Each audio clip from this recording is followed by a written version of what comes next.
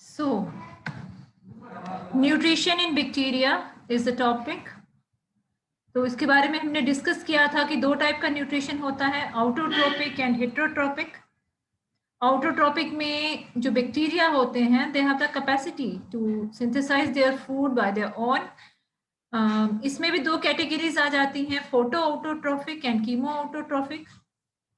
Photo autotrophs, इनमें pigments present होते हैं and they utilize sunlight to perform the process of photosynthesis, which is called bacterial photosynthesis. But the bacterial photosynthesis है, it is bit different as compared to the normal photosynthesis.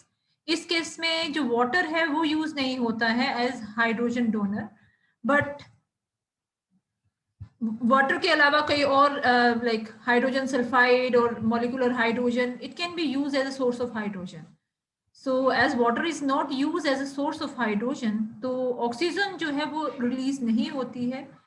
That is why ये जो process है bacterial photosynthesis, इसको oxygenic process भी कहा जाता है।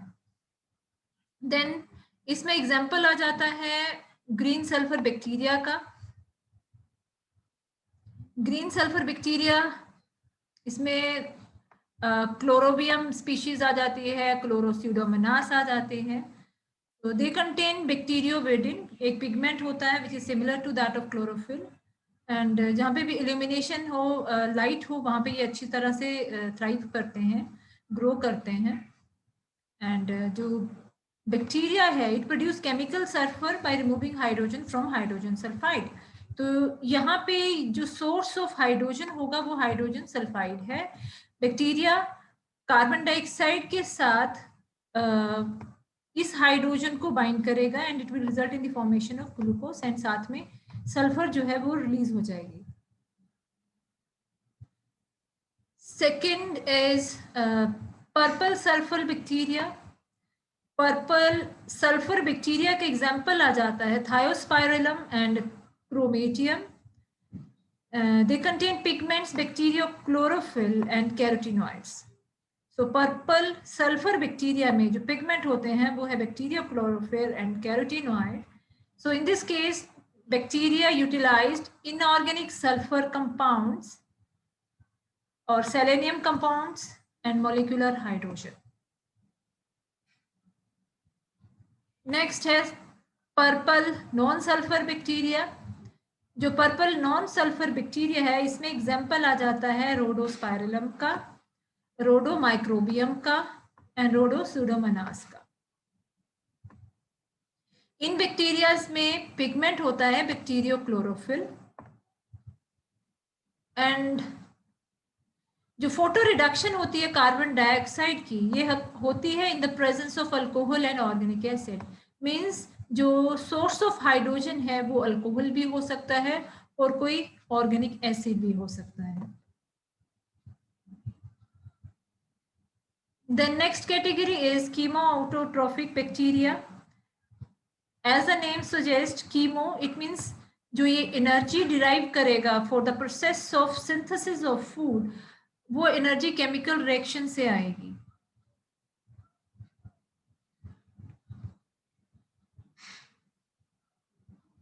तो कुछ बैक्टीरिया जो है they manufacture organic matter from inorganic raw materials like carbon dioxide and utilize energy liberated by oxidation of inorganic substances like ammonia, ferrous iron, nitrate, nitrite, molecular hydrogen. जो energy liberate होती है एक्सर्गोनिक reaction से, chemical reaction से, वो ATP की form में trap होती है, ये हमने कल भी डिस्कस किया था। और जो केमिकल कीमोऑटोट्रोपिक बैक्टीरिया है, इसमें भी बहुत सारे एग्जाम्पल आ जाते हैं और इन एग्जाम्पल्स को हम नाम देते हैं on the basis of the chemical compound which they use as a source of energy. तो इसमें आ जाता था nitrifying bacteria, iron bacteria, hydrogen bacteria and sulphur bacteria. So will discuss all these bacteria one by one. This is nitrifying bacteria. So these bacteria derive energy by oxidizing ammonia into nitrate इसमें example आता है Nitrosomonas, Nitrobacter, Nitrospira, Nitrocystis and Nitrosogloea. Conversion of ammonia into nitrate occur in 2 steps. तो ये जो ammonia से nitrate में convert होना है, इसमें 2 स्टेप्स ऑपरेट करते हैं. फर्स्ट स्टेप में क्या होगा? This is the first step. Here the bacteria Nitrosomonas and Nitrosococcus will involve, और वो यूज करते हैं अमोनिया और उसको रिड्यूस कर देते हैं इनटू नाइट्राइट. इस रिएक्शन में 132 किलो कैलोरी एनर्जी जो है वो रिलीज होती है. सेकेंड, अब जो भी इसका सबस्ट्रेट आया है उसके साथ अब ये बैक्टीरिया एक्ट करेंगे. This is bacteria Nitrobacter and Nitrocystis. They oxidize nitrite to nitrate. तो जैसे यहाँ पे एग्जांपल दिया है, सोडियम नाइट्रेट है तो वो ऑक्सीजन के साथ कंबाइन करेगा in the presence of this bacteria. ये बैक्टीरिया के अंदर हो रही है ये रिएक्शंस नाइट्रोसोमोनास या नाइट्रोसिस्टिस के अंदर, और ये बना देगा सोडियम नाइट्रेट और this much amount of energy is released. तो ये सारे एनर्जीज जो है वो यूटिलाइज करते हैं bacteria for manufacturing their food. और इन बैक्टीरियाज का रोल क्या है कि ये नाइट्रोजन साइकिल की जो रिएक्शंस हैं उनको कैरी करने में हेल्प करते हैं. तभी नाइट्रोजन साइकिल जो है वो साइक्लिक फॉर्म में प्रोसीड करता है और एलिमेंटल से बायोमोलिकुलर फॉर्म में नाइट्रोजन सर्कुलेट होती रहती है in environment. Then sulphur bacteria. ये बैक्टीरिया जो है ये डिराइव करते हैं अपनी energy by oxidising hydrogen sulphide और मॉलिक्यूलर सल्फर. तो जो मॉलिक्यूलर सल्फर है, जो हाइड्रोजन सल्फाइड है, ये उसको उनसे अपनी एनर्जी डिराइव करते हैं उनको ऑक्सीडाइज करने के बाद. इसमें एग्जाम्पल आ जाता है बेगियोटिया का. बेगियोटा में क्या है कि this is a colourless sulphur bacterium and it oxidize hydrogen sulfide to water and sulfur. और ये हाइड्रोजन सल्फाइड को वाटर और सल्फर में कन्वर्ट कर देता है. सो here you can see H2S ये ऑक्सीजन के साथ कंबाइन करेगा, result in the formation of water, sulphur and energy. तो ये जो एनर्जी रिलीज हुई यहाँ पे, this energy will be used in the process of food manufacturing.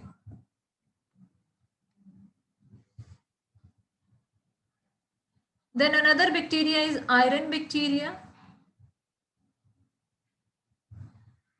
इसमें एग्जाम्पल आ जाता है गैलियोनेला का, स्फेरोटाइलस का, फेरोबैसिलस का. ये बैक्टीरिया जो है ये उस एनवायरनमेंट में ग्रो करते हैं where iron compounds are in excess. तो जहाँ पे आयरन कंपाउंड जो है एक्सेस में हो, ये वहां और ये bacteria they convert ferrous ion to ferric ion. तो फेरस को ये फेरिक फॉर्म में कन्वर्ट करते हैं. The ferric ions are deposited in the form of insoluble ferric hydroxide and the energy released during conversion is used in production of carbohydrates. So here you can see कि ये जो है iron compound, it is converted into this form, that is ferrous to ferric form, and energy जो है वो यहाँ पे release हो जाती है और ये एनर्जी यूटिलाइज कर ली जाती है बाद में कार्बोहाइड्रेट बनाने में.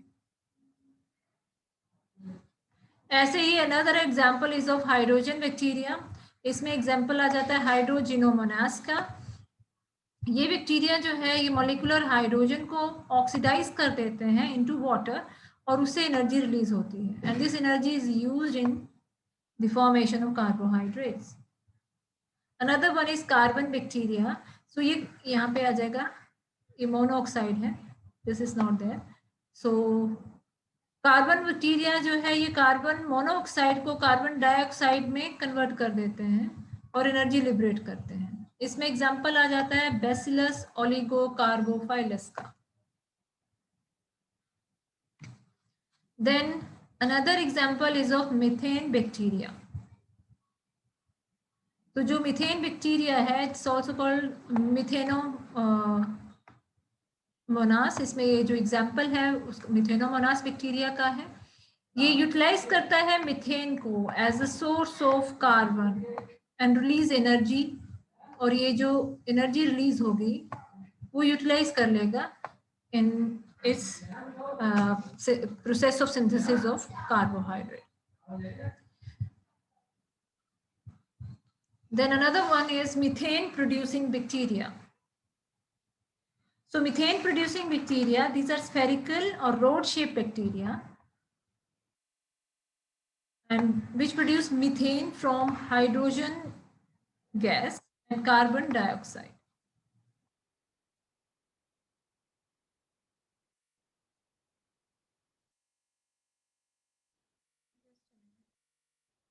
ये रिएक्शन जो है इट्स नॉट लाइक दिस. ये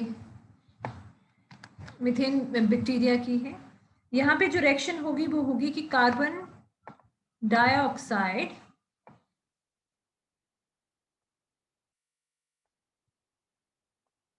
it will react with hydrogen molecule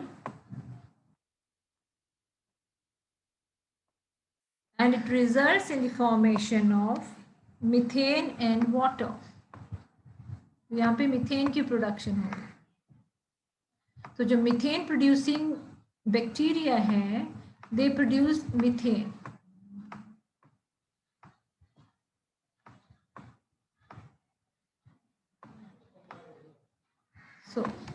So this is the reaction.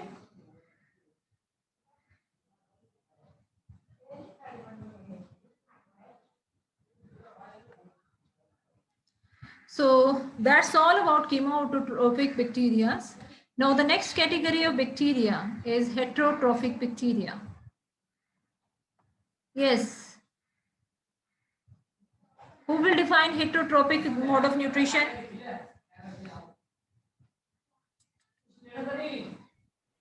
Heterotrophic mode of nutrition वो होते हैं जो अपना फूड खुद बनाते हैं, वो किसी पर डिपेंड नहीं होते, जो ऑर्गेनिजम्स होते हैं.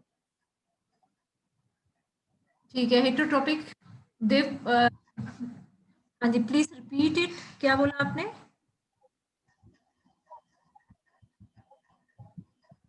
They depend on other organisms for the supply of food.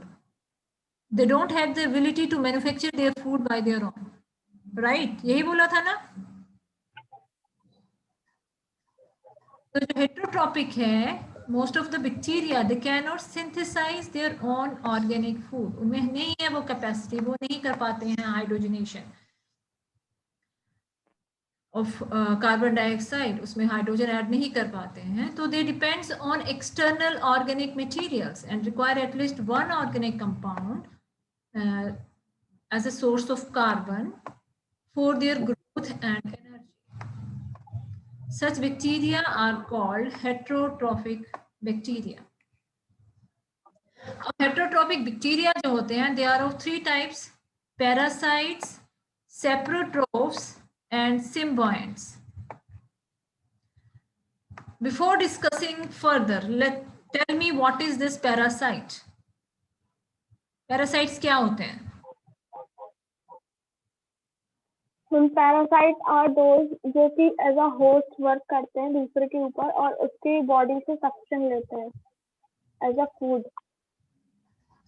तो पैरासाइट होस्ट बॉडी के ऊपर डिपेंड करते हैं अपनी फूड की सप्लाई के लिए. So they are called parasites. Yes ma'am. Good. Let's see कौन से बैक्टीरिया जो है parasites and how they proceed. So parasites, they obtain their organic food or special organic compounds required from living cells for their growth of plants and animals. Some parasitic bacteria are relatively harmless and non-pathogenic. तो जरूरी नहीं है कि वो सारे के सारे pathogenic हो या डिजीज कॉज करें. कुछ हार्मलेस होते हैं and they are non-pathogenic. They do not produce disease in host. तो होस्ट में वो डिजीज प्रोड्यूस नहीं करते हैं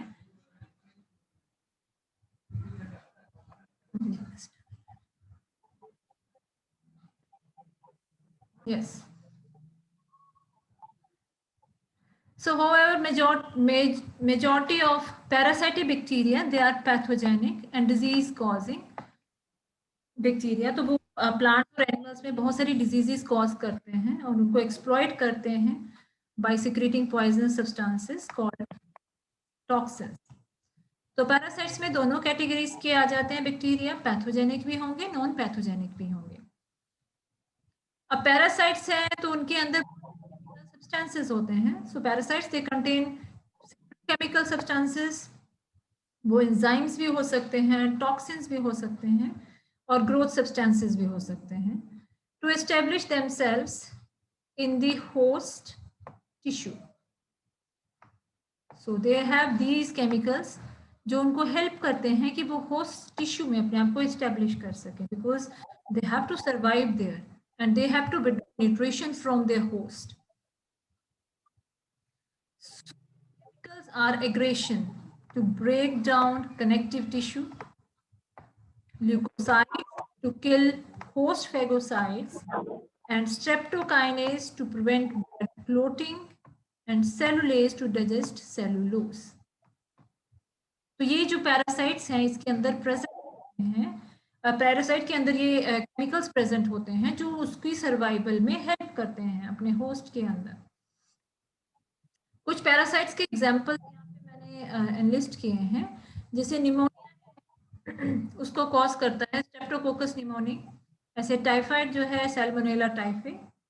पैराटाइफाइड भी एक डिजीज है जिसे सैल्मोनेला पैराटाइफी कॉज करता है. देन गैस्ट्रोएंटराइटिस जो है ये सैल्मोनेला स्पीशीज है, साथ में एस्केरिशिया कोलाई है. वैसे तो ई कोलाई जो है ये हमारे लिए बेनिफिशियल बैक्टीरिया की कैटेगरी में भी आता है. ये विटामिन्स भी सिक्रीट करता है, प्लस हेल्दी बैक्टीरिया जो है उनकी फॉर्मेशन में भी हेल्प करता है. लेकिन अगर कोई भी चीज़ एक्सेस में हो जाए तब वो डिजीज कॉज कर देती है. डाइसेंट्री जो है it is caused by Shigella dysentery and Shigella sonnei and boydii. Then कुछ एक प्लांट डिजीज कॉजिंग बैक्टीरिया भी यहाँ पे एनलिस्ट किए हैं, जैसे black chef of wheat, it is caused bye Xanthomonas translucens, bacterial blight of paddy, Xanthomonas oryzae, and wilt of maize, Xanthomonas stewarte, gamoisis of sugarcane, Xanthomonas esculorum, then red stripe of sugarcane caused by Pseudomonas rubriliniensis. So these are the examples of parasitic bacteria. Next is saprotrophic bacteria.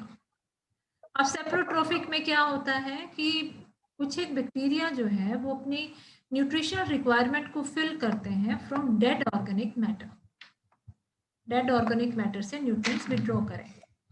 So these bacteria they break complex organic matter into simple soluble form by secreting exogenous digestive enzyme.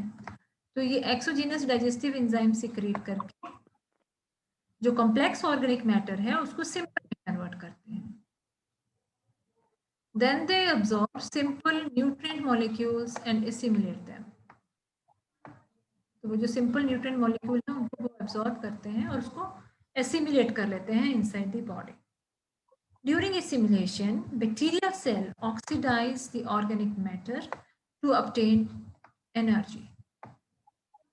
तो organic matter को oxidize करते हैं ताकि वो energy obtain कर सके. So aerobic breakdown of organic matter is called decomposition. तो अगर वो ऑक्सीजन की प्रेजेंस में डिकम्पोज हो, ब्रेकडाउन हो उसका, तो उसको डिकम्पोजिशन कहेंगे या डिके कहेंगे. एंड ये जो है ये एक complete process, it is not accompanied by the release of foul gases. तो इसमें कोई भी फाउल गैस रिलीज नहीं, तो वो एरोबिकली ब्रेकडाउन होगा ऑर्गेनिक मैटर का. अगर ब्रेकडाउन जो है ऑर्गेनिक मैटर का ये एनएरोबिकली हो, that is in the absence of oxygen, then it is not always complete and is not accompanied by the release of foul smell. तो यहाँ पे फाउल स्मेल जो है वो रिलीज होगी. बेटा किसी की वॉइस नीचे से बैकग्राउंड से नॉइस आ रही है, please mute yourself.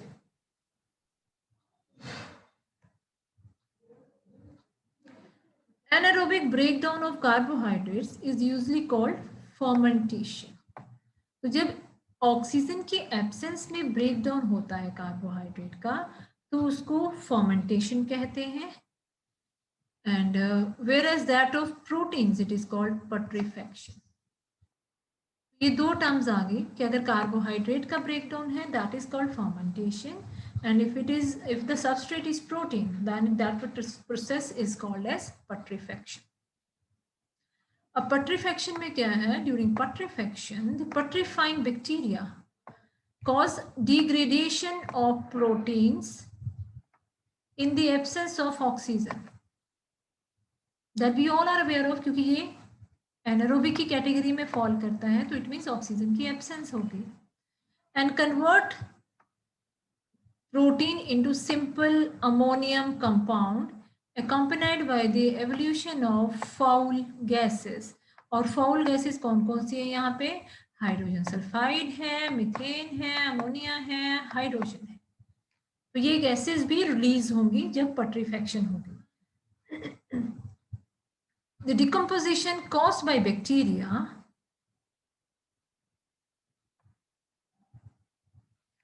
plays a very important role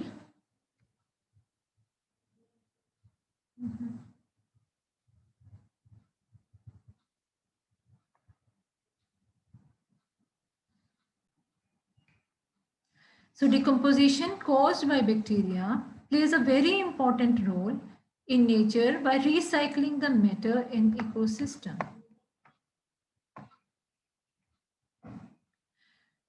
तो इकोसिस्टम में ये सारी चीजें अवेलेबल होती हैं.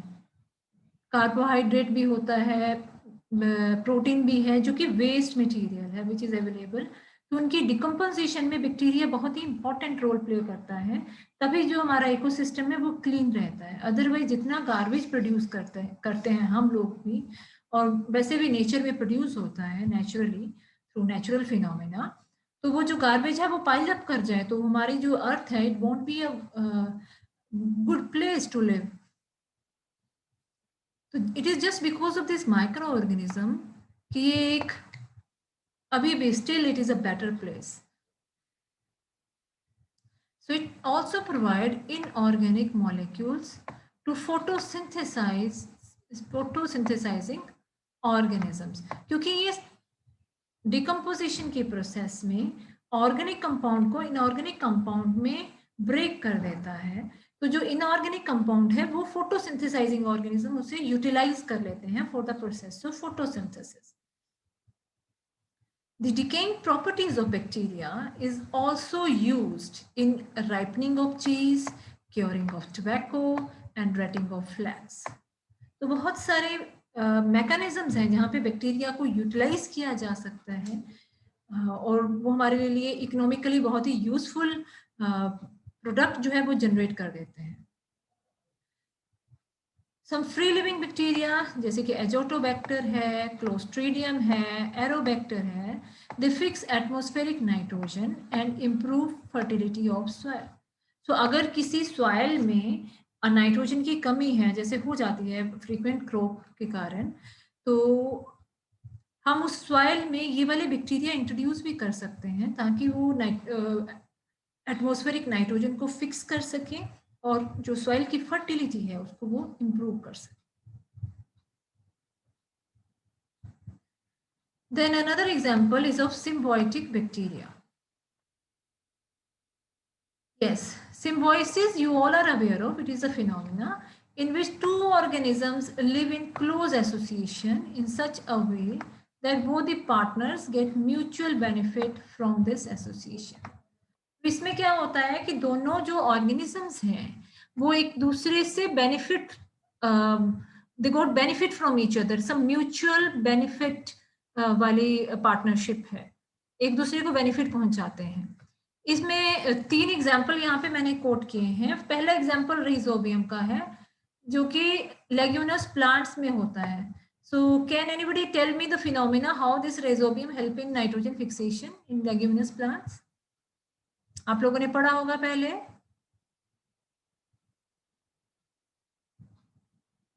Yes, Naprit, do you have an idea?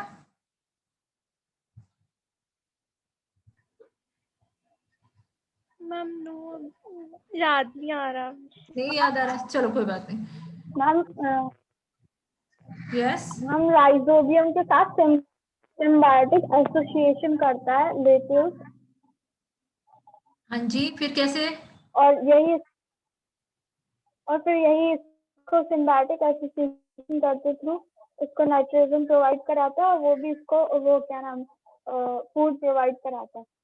Very good, very good. So ये भी एक म्यूचुअल एसोसिएशन है, सिम्बायोटिक एसोसिएशन है लेग्यूमिनस प्लांट्स की रूट्स के साथ। तो जो बैक्टीरिया है which reside inside the nodules, nodules जो है रूट सरफेस के ऊपर होगी। Suppose this is plant root और उसके सरफेस के ऊपर ऐसे नोड्यूल्स बने होते हैं। तो अगर आप किसी भी लेग्यूमिनस प्लांट को अपरूट करो तो उसमें आपको ये नोड्यूल्स दिख जाएंगे। तो इन नोड्यूल्स के बीच में बैक्टीरिया होते हैं जो एटमॉस्फेरिक नाइट्रोजन को रिड्यूस करके अमोनिया बना देते हैं।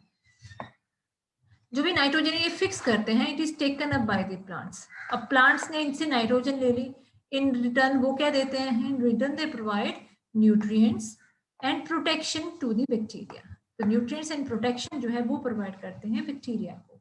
ऐसा ही एग्जांपल आ जाता है ई कोलाई का। ई कोलाई जो है ह्यूमन इंटेस्टाइन में रहता है, ये बैक्टीरिया शेयर करता है फूड विद द होस्ट, लेकिन और क्या प्रोवाइड करता है? ये सेम टाइम पे चेक करता है ग्रोथ ऑफ हार्मफुल पट्रीफाइंग बैक्टीरिया, उनकी ग्रोथ को ये चेक करता है, साथ में विटामिन के एंड B12 जो है उसकी प्रोडक्शन में भी हेल्प करता है। ऐसे ही सेलुलोज डिग्रेडिंग बैक्टीरिया है, ये काउस के स्टमक में भी प्रेजेंट होते हैं, cows and other herbivores like goats. तो ये ग्रासेस को डाइजेस्ट करने में हेल्प करते हैं, because we are aware of कि cellulose digesting enzyme cellulase is not present in the or it's not secreted by the glands that are responsible for digestion। तो इसके लिए बैक्टीरिया है जो कि सेलुलेज सिक्रीट करता है और वो फिर डाइजेशन में हेल्प करता है, क्योंकि इनकी मेन डाइट जो है वो सेलुलोज है। तो इनको सेलुलेज चाहिए होता है और वो रिक्वायरमेंट बैक्टीरिया फुलफिल कर रहा है।